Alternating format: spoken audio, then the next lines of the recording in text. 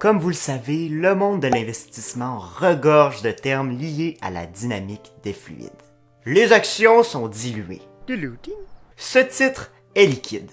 Liquid. Des actions ont récemment été mises en circulation. Floating. Ou encore, c'est water stocks. Action survalorisée. Parfois, on doit bien évidemment éviter la langue de Molière quand on parle de la bourse. Oh que oui. Mais savez-vous réellement d'où tout cela provient? Je ne crois pas du tout que cela vienne du fait que Mr. Capitalist ait fait chimie au secondaire. Je l'ai fait et je ne le souhaite à personne. Eh bien, j'ai fait quelques petites recherches et les experts du secteur financier ont une hypothèse plausible.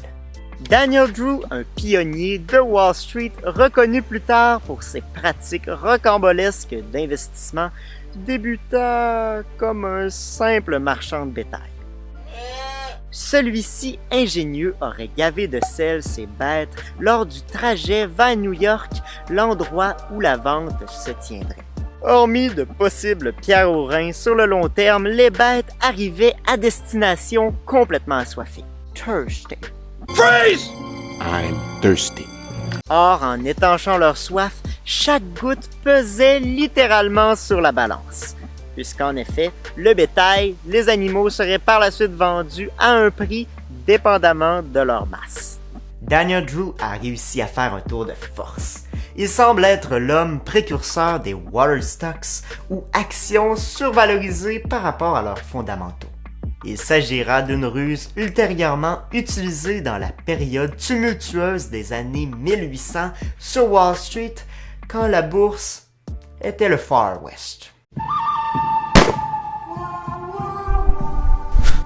Malgré cette astuce tirée par les cheveux, Drew a toujours affirmé que malgré les dires d'autrui, il n'a pas poursuivi sa carrière d'homme d'affaires parce qu'il aimait l'argent. Mais bien, comme il le disait,